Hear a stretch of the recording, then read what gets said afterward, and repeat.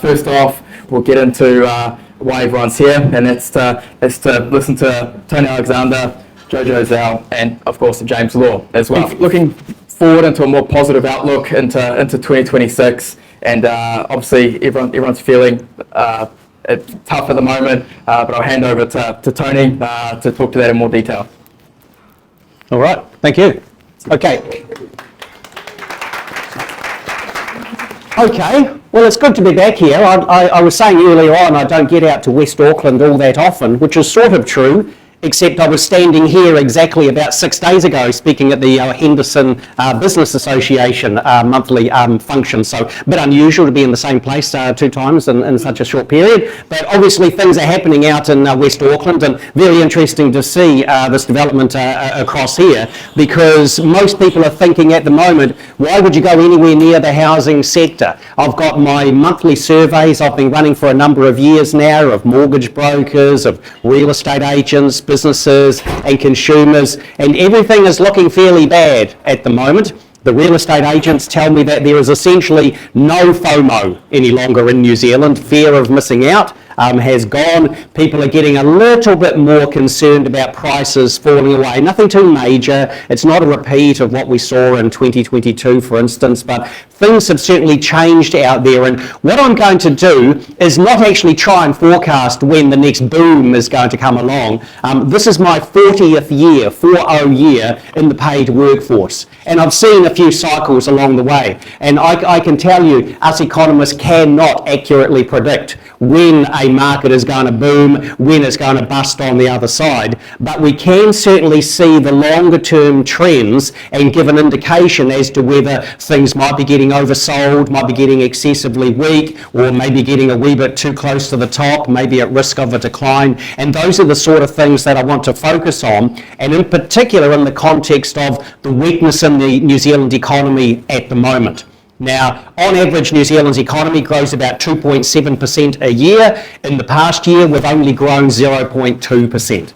And when you account for the fact that on average for the past 25 years, our population has grown about 1.3% a year, but this past year population grew 2.6%, so 2.6% more people, only 0.2% more output in the economy. Effectively, we are shrinking per capita in New Zealand. Things are not particularly good. The economy is weak.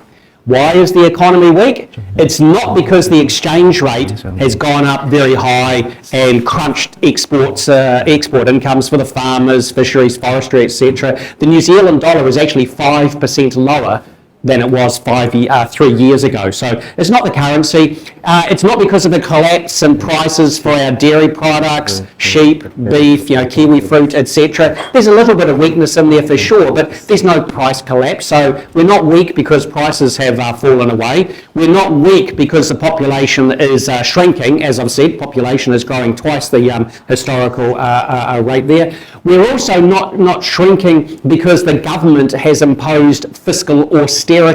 So this is something we hear talk about sometimes overseas. In Greece a few years ago, fiscal austerity, raising taxes, cutting government spending. In New Zealand, we've had 6 years of a Labour government increasing spending substantially in the economy, and even now with a national coalition government, there's only a small tightening of fiscal policy underway. So the economy isn't being crunched because of tax increases and cutbacks in government spending. The economy is weak because interest rates are high. The Reserve Bank has increased interest rates aggressively, has been keeping them at relatively high levels in order to weaken the economy, in order to get the rate of inflation down. So if we're going to take a view on when is the economy going to pick up, when are people going to be stepping forward to purchase more property, this sort of thing, we have to take a view on when will interest rates come down. Now, this is not an easy thing to do. If we go back to the start of this year, in Australia, the common expectation was in 2024 in Australia, interest rates will be cut 3 times. Now the markets are talking about maybe they're going to be increased again. Just last week, the Reserve Bank of Australia said, we've just had a meeting, we talked about interest rates, we didn't talk at all about cutting them, but we did talk about increasing them even further. So in Australia, the economy has proved a bit stronger than they were expecting, and so the interest rate forecasts have changed quite substantially. Not as much as in the United States. In the United States at the start of this year, the expectation was the Federal Reserve will cut US interest rates 6 times this year. Now the markets think maybe only one cut in interest rates will occur in the United States. So if we're going to take a view on where interest rates go in New Zealand, just be aware these forecasts have been changing very substantially just in the past 5 or 6 months overseas, and we've got to be careful in New Zealand not to firmly say this is when interest rates fall, this is when things start to get better. But I do have a view that whereas the Reserve Bank is saying interest rates don't fall until August next year, most of the banks are thinking it's February or May. I agree with Treasury with what they said in the budget, which is that interest rates in New Zealand, the monetary policy, will probably start easing, falling in about November of this year. And I want to sort of explain why that is going to be the case shortly. Now, when it comes to monetary policy, the rule of thumb is that it takes about 18 to 24 months for an increase in interest rates to lead to a big decline in the economy, a big decline in inflation. So you might be thinking, well, the Reserve Bank in New Zealand started tightening monetary policy in October 2021.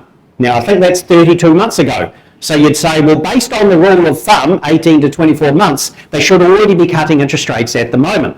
But the thing is, when they started increasing interest rates in October 2021, the official cash rate was only 0.25%. It was 1% before the pandemic. The low in the global financial crisis was 2.5%. So interest rates started at a very low level, and the Reserve Bank initially only raised its cash rate 0.25 quarter% at a time for the first 3 increases. It wasn't until April 2022 that they started increasing by 0.5%.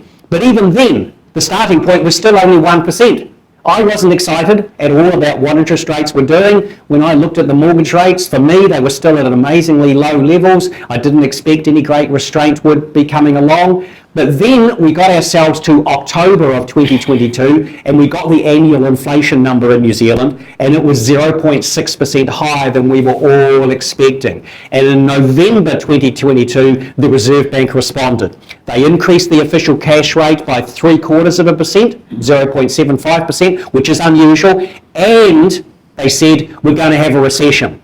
That, for me, is when monetary policy was finally aggressively tightened. And that November 22, for me, is the starting point for the 18 to 24 months.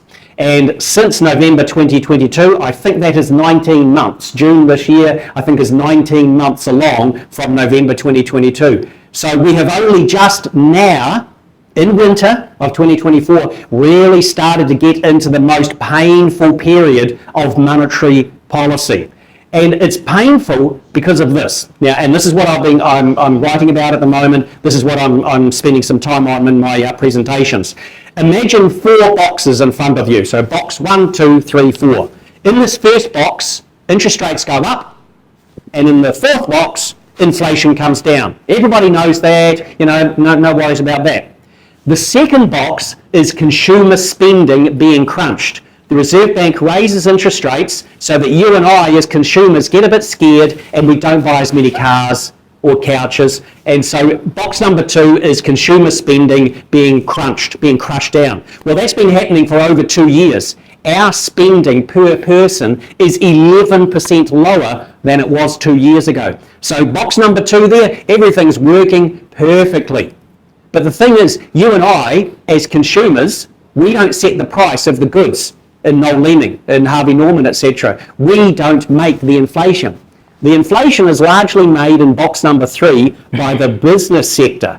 So this is where we're at the moment, where businesses are rethinking their pricing decisions. What's happening at the moment is that businesses are having a quarterly, half-yearly, annual pricing meeting. So the accountant will say, our costs have gone up by 10%. And around the table they'll say, well, let's do what we've done for the past 3 years of high inflation. Let's increase our prices by 10%. And everybody's nodding, saying, yes, we're going to increase our prices by 10%. Then the marketing manager, the sales manager will stand up and say, We can't do that. We've already got customers that are going shopping elsewhere. They're going online trying to buy our furniture directly out of Thailand, Indonesia, etc. We have untold goods building up in warehouses. Even though our costs have gone up, we cannot increase prices 10%. Maybe we can increase 1%.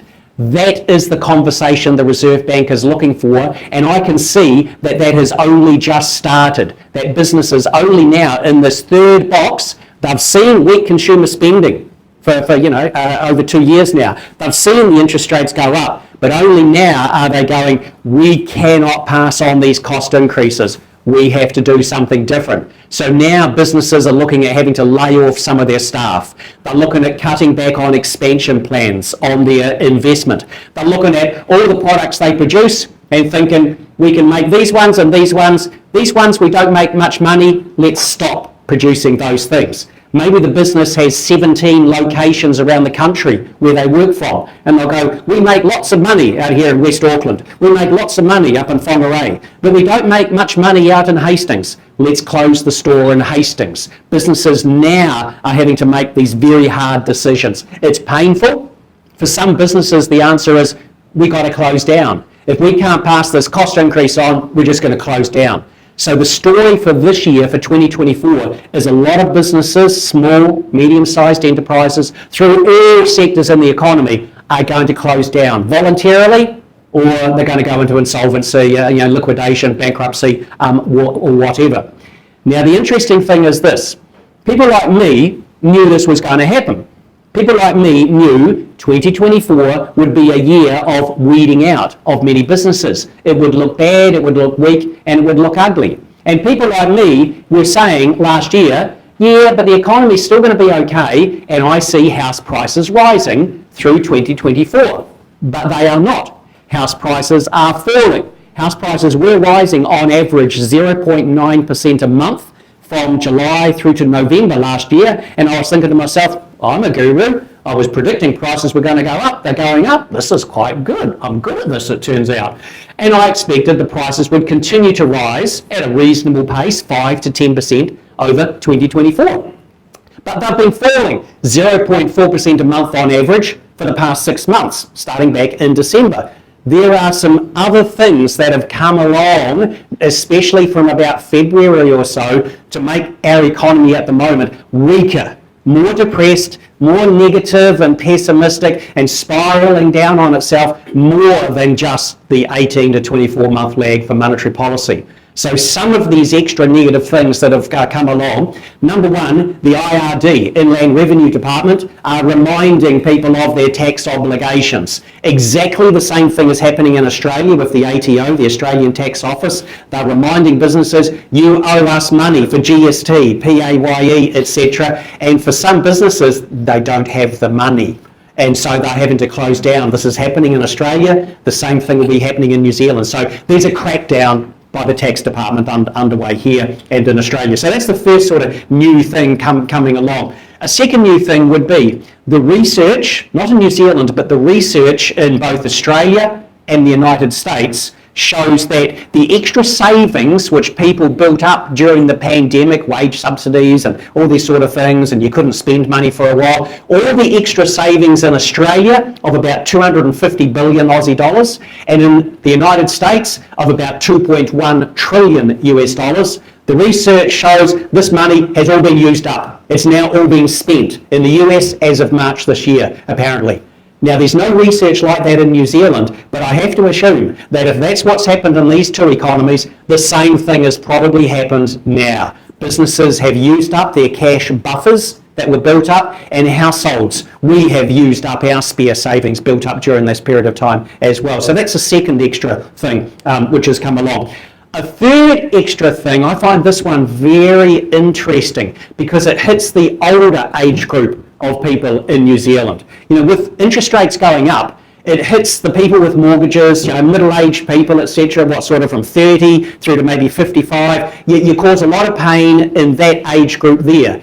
The young people, they've sort of been okay because they've got good job security and wages have increased higher than inflation the past 4 years. And the older people, just be quiet. Maybe they've got some term deposits. They're doing okay. And so if they cut back on spending, it's only a little bit.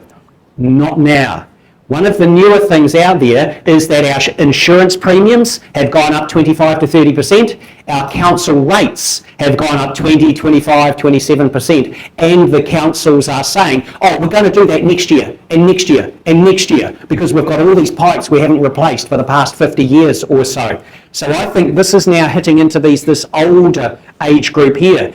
And especially maybe some of the older investors. Not only are they looking at my rates bill is through the roof, I'm paying so much on insurance on the house I live in, the house I'm retired in or going to retire in, but on my investment property as well. These costs have gone up sharply. And I can see through one of my surveys that this seems to be leading to older people starting to put some more of their investment properties on the market at the moment. There's no dumping of property, but these people have been thinking about, I'm going to sell this one day, and some of them are going, I think the one day is now. For them, the bright line test, going back to 2 years on July 1, it doesn't really matter because they bought this investment property in 1988 or 2007, something like that. But I just find that interesting. It also means they are cutting back on their spending on cars and couches and new fridges and kitchen renovations, etc. as well. And that brings me to the fourth sort of new factor along here, and that is that for the younger people out there, the first home buyers, shall we say in particular, there's something new for them as well. These people, they've seen a very strong labour market, good wage rises, lots of job opportunities, lots of job offers for a number of years.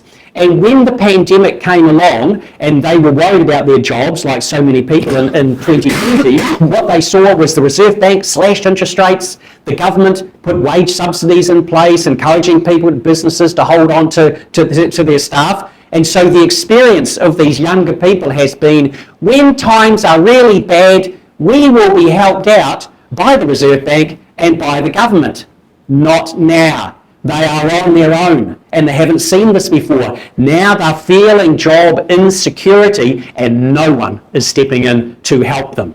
And so I can see this actually in my monthly real estate agent survey where I ask the real estate agents, what is it that people are worried about? Are they worried about listings? Yeah, well, that's very, very low. No one's worried about it. Listings availability at the moment. Are they worried about access to credit, interest rates, these sort of things? And one option is, does it look like the buyers are worried about employment, about their jobs?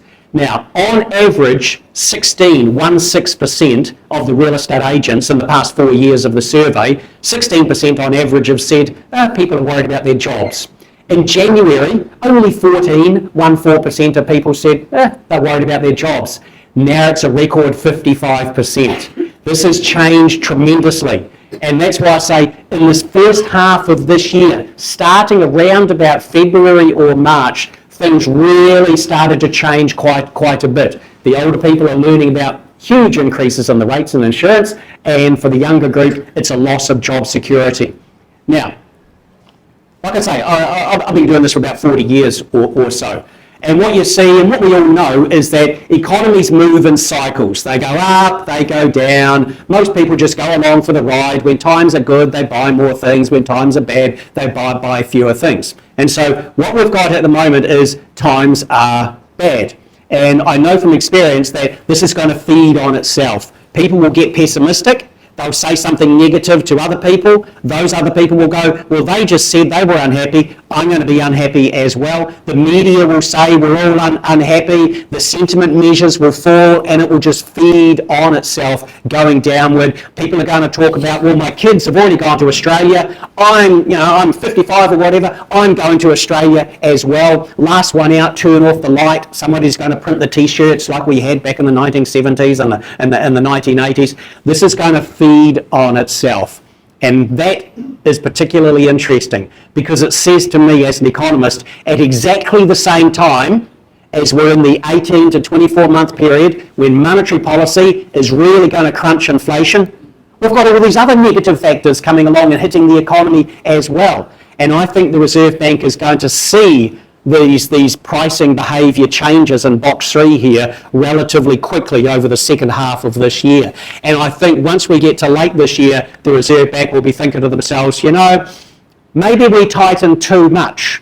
You see, they loosened monetary policy too much, not so much in 2020, but in 2021. They kept interest rates too low for too long, printed too much money, etc., and they helped create inflation peaking at 7.3%. Now the risk is, after keeping monetary policy too loose, they're probably keeping it too tight when you take into account the extra cost of living surge for the older age group pulling back on their spending, the job security loss for the younger age group, the IRD cracking down, the pandemic savings are being used up. Oh, and also maybe a fifth item there would just the redundancies in the government, the public sector. You know, most days in the newspapers we're reading stories about people being laid off.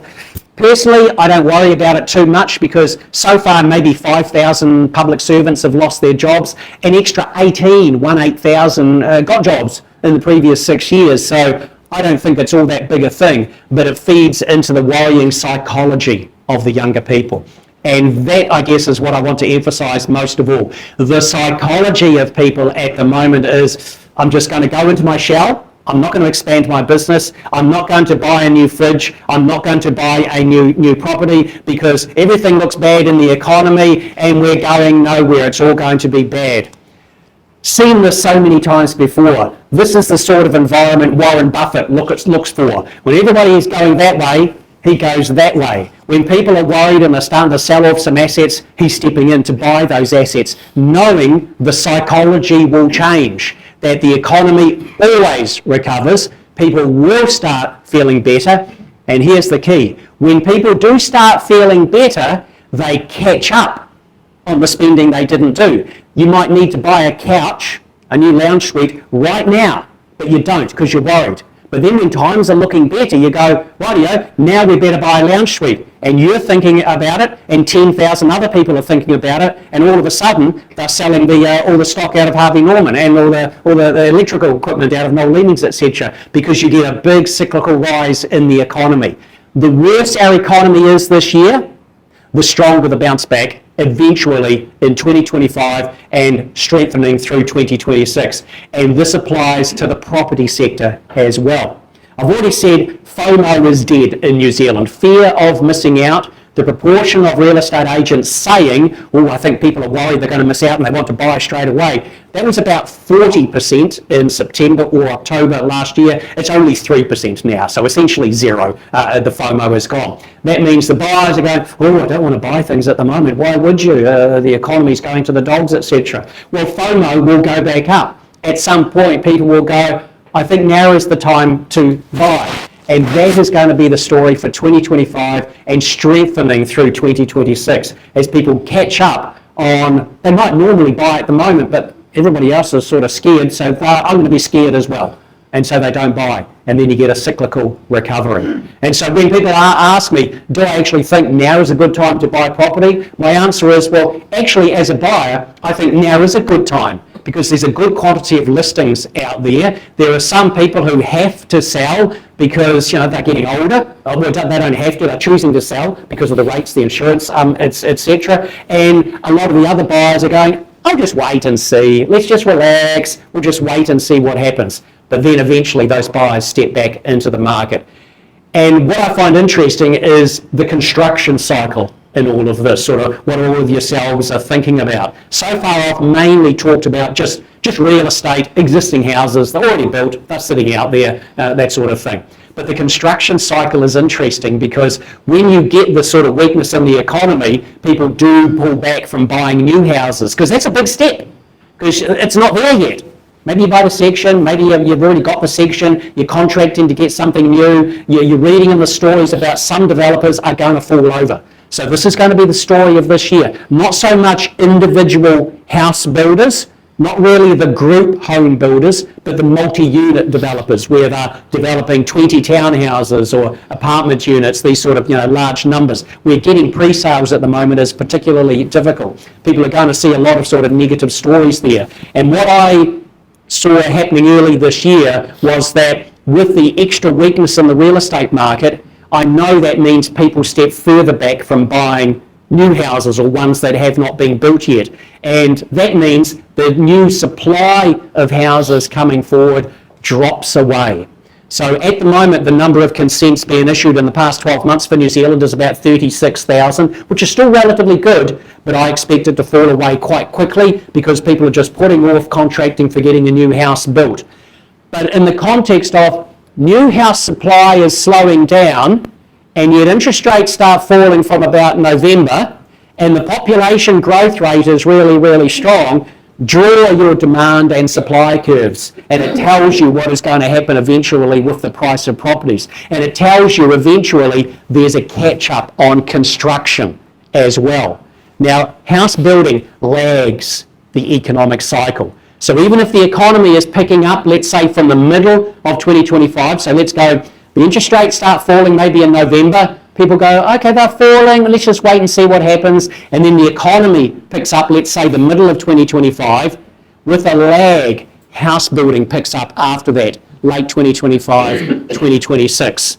That's my overall macro view on the economy, that the Reserve Bank will essentially be forced to cut interest rates before the end of the year because there's just so much negativity and the inflation risks falling below 2% in 2025, 2026.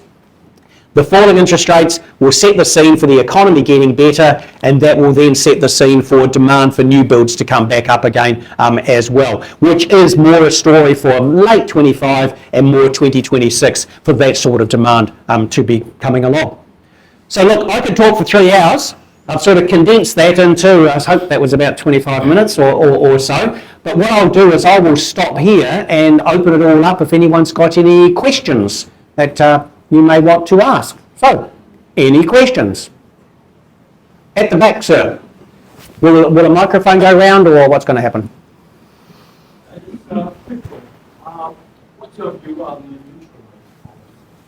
Okay, here's a tricky question to which no one on the planet has the answer. What is the neutral or average rate for the official cash rate going forward? In terms of, here's 5.5 for the official cash rate. Oh, that's restraining. That's on the economy. We've had 0.25. Oh, that's way too low. Somewhere between 0.25 and 5.5% is the neutral or average interest rate. You would expect over the next 10 years will go around a bit above, a bit below, a bit above, a bit below. Ask me in 10 years' time, and I'll just work out mathematically, oh, the average was blah, so that's the neutral rate. We don't know in New Zealand, Australia, United States, Europe, UK, or whatever, what the new neutral interest rate is. And a key reason for that is that we don't truly understand what inflation is doing. If you look at the global financial crisis, we saw economies recovering. The green shoots appeared in about April of 2009. Our economy started to pick up, and all around the world we said, oh, our economies are recovering, thank goodness, this is wonderful. That means inflation will pick up, yep, that means interest rates will go up. So for 10 years or so, all around the world, from about 2009, we're predicting, well, interest rates are going to go up because inflation's going to go up. And we were wrong for an entire decade. Inflation didn't pick up, or if it went up, it went down straight away.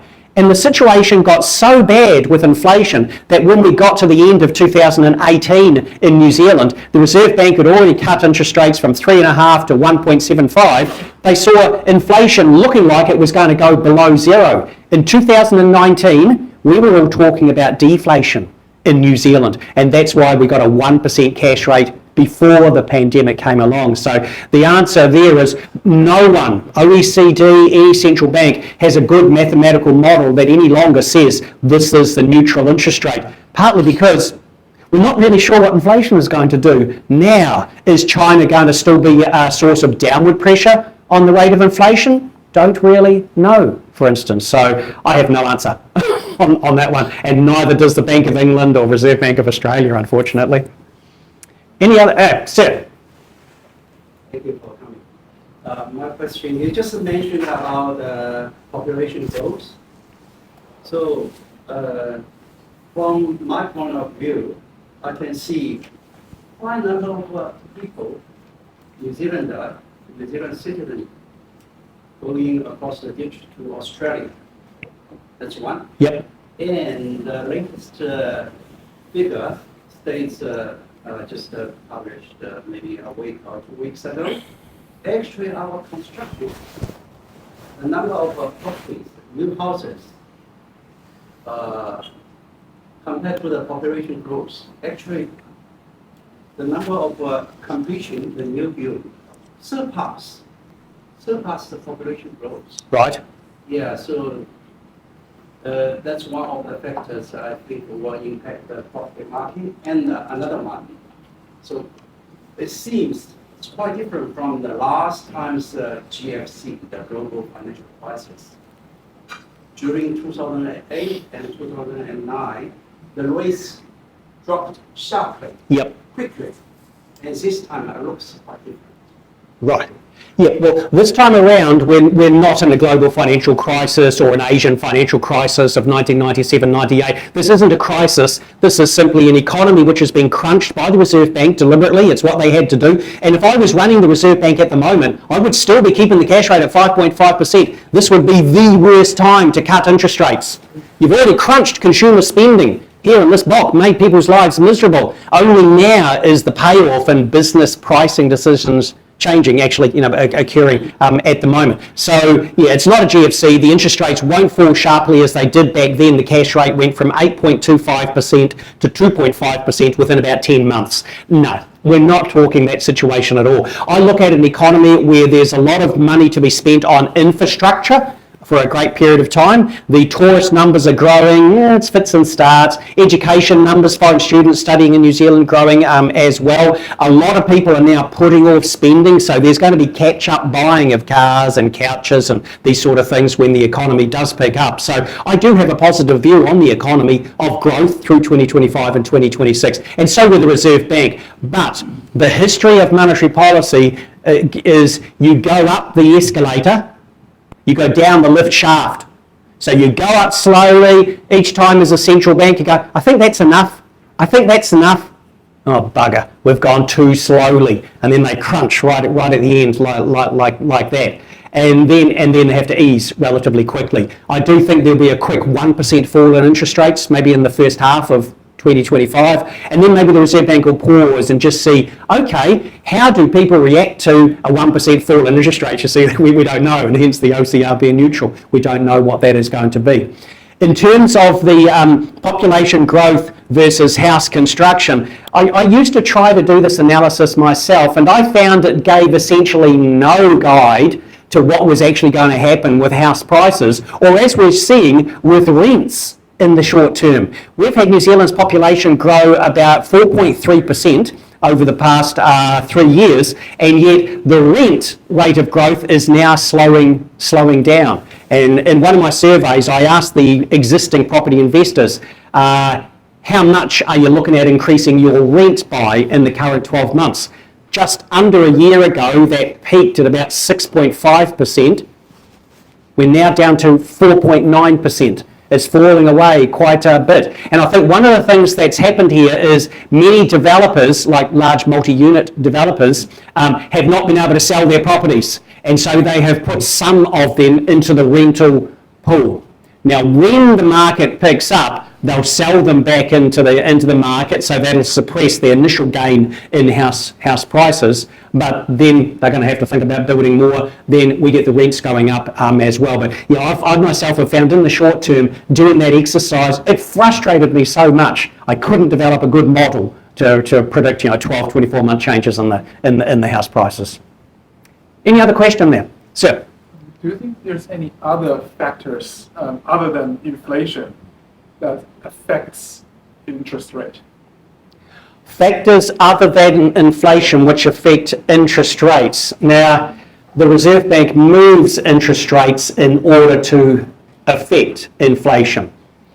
And if there are other things causing inflation to go down, then the Reserve Bank would think, well, actually, we don't need to do anything with interest rates because we've already got the oil prices falling. If the oil prices fall once, they ignore it.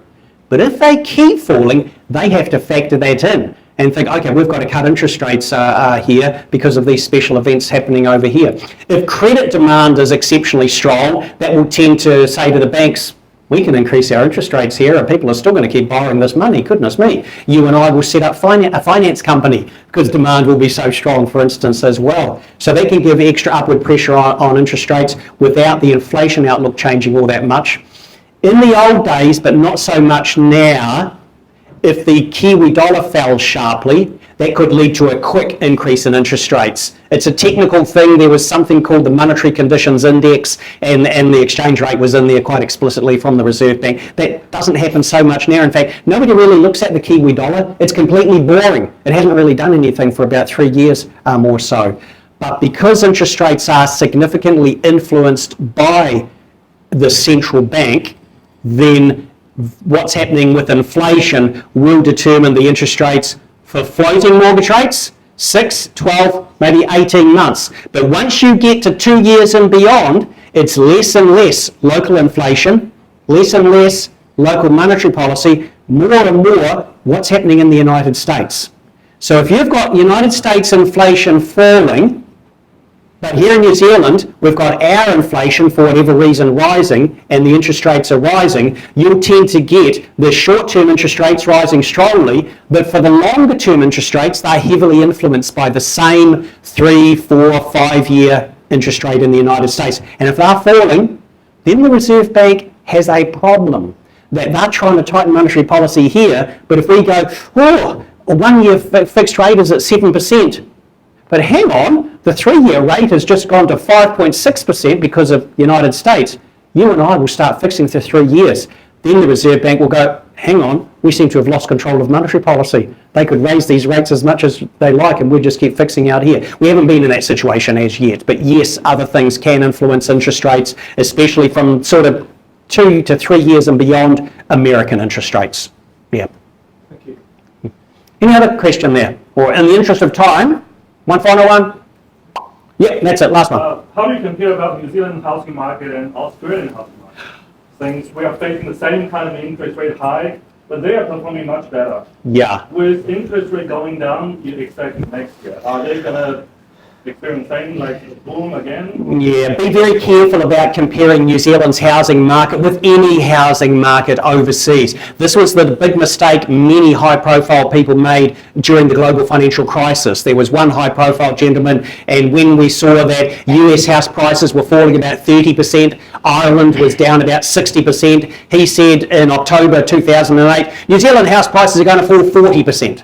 And I thought, that is absolute rubbish. That was the month when I decided I'm going to talk a lot more about housing, because this is just absolute rubbish what he said there. Our prices on average only fell about 11%. So just be a bit careful of that. Australia, it varies a lot from one capital city to another capital city. So there's a lot of apartment construction which influences the markets, especially for your Brisbane, but especially Sydney and Melbourne. And sometimes they have an oversupply. What they're moving into now, it seems, is undersupply of apartments in those particular areas. And that can give some strong upward pressure on prices, which then leads to a lot of development out in the suburbs and other places, etc. As well. There are different dynamics that go on there. I've got a property in Broadbeach on the Gold Coast in Australia, and what's happened there is the prices have gone through the bloody roof over the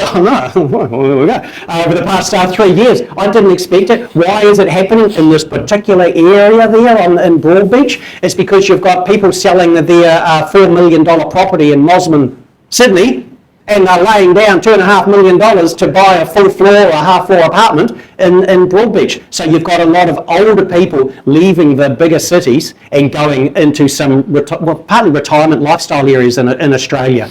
I don't know we have quite the same dynamic in New Zealand. We've always had retirement of people out of Auckland. If you're going to leave Auckland to retire somewhere, you're likely to go into Northland. But if you don't go into Northland, you'll probably go into somewhere in the Waikato or Bay of Plenty. For a lot of the rest of the country, people go to Hawke's Bay, Hastings and Havelock North, for instance. So we have some of that dynamic in New Zealand, but it's not like it is in Australia. The Australian market is certainly showing some strength, and partly that's, I think, because of a shortage of construction across there. And this then becomes something, I think I'll finish up on this note then, just something to keep in mind. House building in New Zealand is falling away reasonably rapidly, more for the multi-unit complexes than for the standalone houses. But it is leading to a number of Kiwis, as the gentleman said, going to Australia. There's a net loss of Kiwi citizens to Australia of 56,500 over the past year. What that means is there's a risk of a loss of the skilled carpenters, the electricians, the land surveys, all of these sort of people. So when the upturn does come along in demand for, first of all, the economy, and then the housing market, and then the demand for new properties, there's a step there. Interest rates down, economy up, housing market up, sort of in the middle there, and then construction going up. The risk is we don't have enough builders to easily handle that, just as we don't have enough people who know to tighten bolts on power pylons before you work on them. You see, we have some problems in our construction sector in New Zealand, and the risk is because of the attraction of Australia, a number will disappear. I've got 5 children. I've got 2 so far that are living in Australia. I think 2 more are going to go across there. And it's what we Kiwis have tended to do over the years. I'll finish on this note. Thank you very much for your time and attention, and enjoy the rest of the evening. Cheers.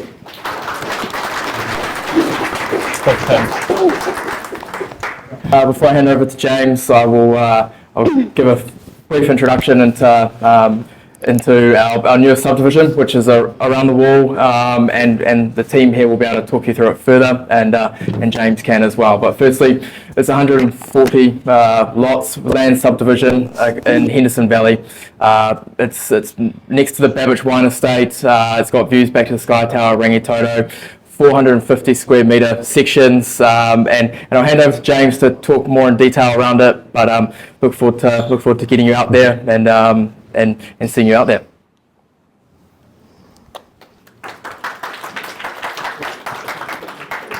I'll speak in English first. Right, I'll be very quick, okay, before you fall asleep and go home. So this is actually published by the Reserve Bank of New Zealand. And combining what Tony said and then what Jojo has said, I think this will give us probably a clearer indication of where the market is going. So as you see here, June 2024, the projection for the OCR is at 5.5, around 5.5, right? Can you see that? 5.5? Okay, next.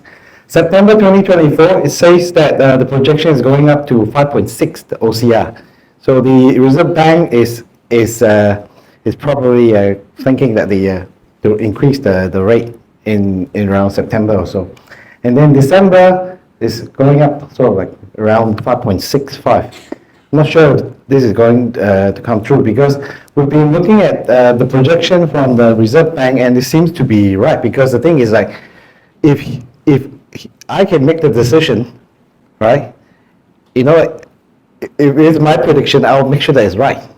Okay, so and then 2025, September 2025 is start to drop to 5.4, which aligns with what Jojo and Tony has said. The market's probably going to start to pick up 2025, second half of 2025, and then March 2026 drop even further, a huge drop in March 2026 to 4.82, and then in September 2026. It's crazy. It's dropped by almost 1.5%. September 2026. That's why, I mean, like that aligns with Jojo and Tony's prediction that 2026, the property market is going to go crazily up. And then 2027, March 2027, you see the OCR is projected to go down to 3.35, even further down. So around 2.5% from now, right? In June 2027 looks like it's going down to 2.9 and maybe 3%. So this is the projection from them, who is the one setting the OCR, right? Okay, it's like my prediction, and I make the decision. So this is the opportunity to lock in today's price. Okay, lock in something at today's price for settlement in 2026, which means you don't have to worry about paying for it until 2026. So what is this? That's the Babbage Rise development by the developer that sponsored this event tonight, the Citadel, Brandon and Fahad at the back. And it's actually next to the oldest vineyard in the country, right? oldest vineyard in the country, which is Babbage Vineyard. And if you Google it, it has one of the best wine in New Zealand. It's right next to it. And where is it located? It's right next to the Babbage Rise in Henderson Valley, right? And that's roughly what it looks like right now. Then there are 140 sections as mentioned by Brendan, and there are a total of 12 stages. The first 3 stages have sold out internally just within our friends and family, okay? Now this is the first time this is available to semi-public. It's not yet available to the public, okay? This is a pre-launch. When we planning to launch it, I mean, when they plan to launch it, it's actually next year, 2025, when the market is starting to come back up. I mean, this is obviously not the best price to sell a section now. So the first time to the public, stage 4 will be releasing tonight. And then stage 5, there's only a few in stage 5, there's not much there. So just to give you an idea, how much are the prices of house selling around this area. If you look at the top ones, you probably can't look at it. It's 1.64 million for a house, right? Around similar size of what we are selling tonight, and like around 300 square meter house. So to sort of enlarge it, so the first one is 1.64. It's on the 500 square meter section with 4 area of 309 square meters. The second one is 1.615, 472 square meter section, 4 areas 304.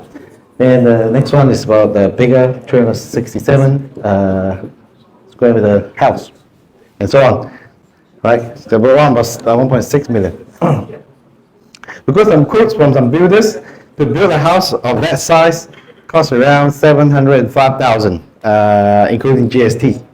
And the other builder says to build a bigger house, slightly bigger house, costs about 735,000, including GST. Okay, including GST. So which works out to be around 600,000. Excuse me. So to summarize it, it's 35% net coverage, and then the development timeline is this: October this year, start the construction. And then the proposed settlement is in 2026, right? Could be, around there or maybe later, okay? This at the time when the market is booming. Then the purchase procedure is this: you don't have to pay anything tonight if you are booking it, okay? If you are interested in this, all you have to do is select the section, sign the S&P sale purchase agreement, and you don't have to pay anything yet, okay? No credit card necessary, right? And 5 working days, you have 5 working days to take it to your lawyers to read through it and make sure that they are happy with it and you're happy with it. Then you pay $1,000, right? Who hasn't got $1,000 in the room? Everyone's right. So in around mid-July, you pay a 5%, okay? And then in September, you pay another 5%. Well, this is for a special deal because they're going to include some building term for this.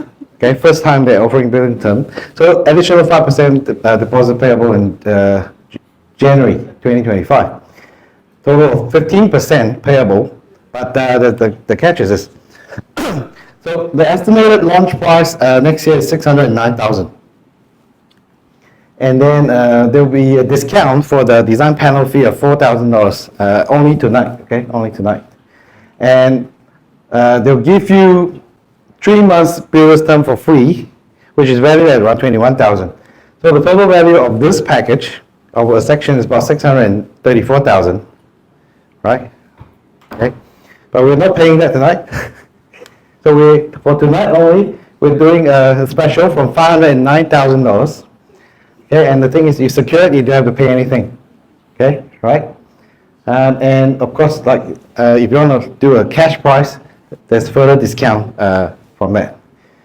Okay, I think that's all from me tonight. If you are interested in any of the sections, talk to one of our team around here. So, right, thank you.